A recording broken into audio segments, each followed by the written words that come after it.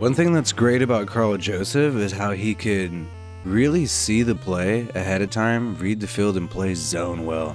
You're going to see this play right here. He's going to be playing zone in this area. He's going to have his eyes on the running back, and he's going to have his eyes on the tight end at the same time, allowing him to break up the pass eventually. That's going to go to the tight end, Ingram.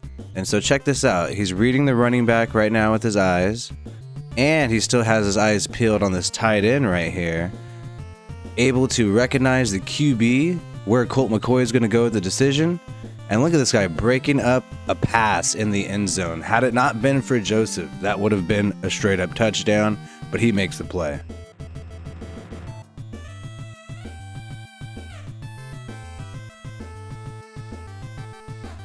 This is another great play by Joseph. Even though it's just an incompletion, Karl Joseph is going to be covering in the end zone, and he gets straight PI'd by the wide receiver.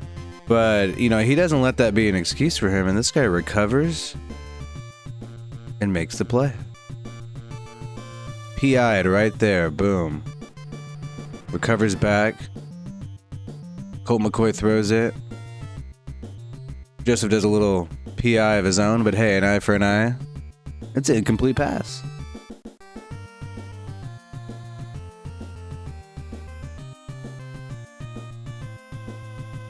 Alright, and we know there's some downsides to Joseph's game. A lot of people say it's deep covering as a, over-the-top free safety. And honestly, this game against Dallas in Week 4 is considered his lowest PFF grade game. But to be honest, I watched almost all of this game on the defensive side of the ball for Cleveland, and I can't really find a lot of spots where I put the blame on Karl Joseph for the play.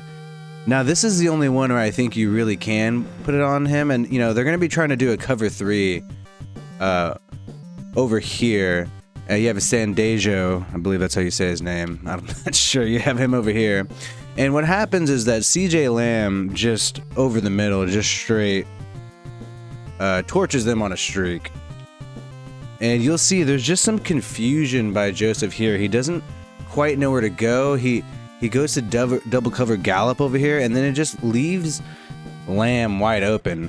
Now, on one side, you can say that's Sandejo's fault, but it seems like his responsibility was more on the other side of the field, and they're expecting to have Joseph up the middle.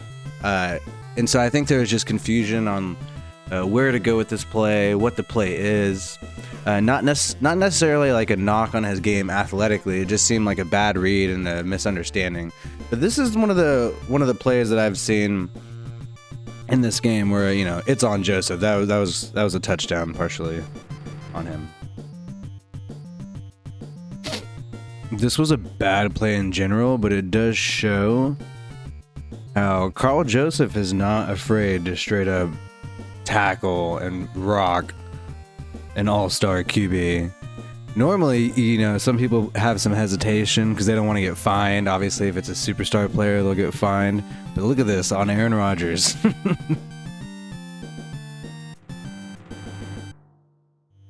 All right, this is one of the rare bad plays from Karl Joseph that I've seen. And here he just kind of gets out of position, bites on the fake here.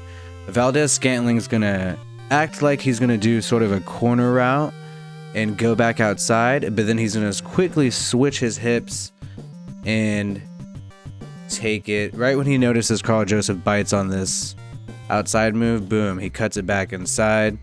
Conley and Karl Joseph are both just have no shot really to catch him at that point. So it just comes down to if he's going to catch the ball, which he does, and it ends up being a huge gain. So this is some of the downsides that you see to Karl Joseph when he's covering deep as a deep flyover safety. Sometimes he'll get out of position, he'll bite on certain moves, but other times he does great. So people are wondering, is this a good signing? Should we have gotten Karl Joseph? Do we want to get somebody we've already had, or do we want to upgrade? Honestly, for what's out there, I think it's a pretty good deal, good value all around.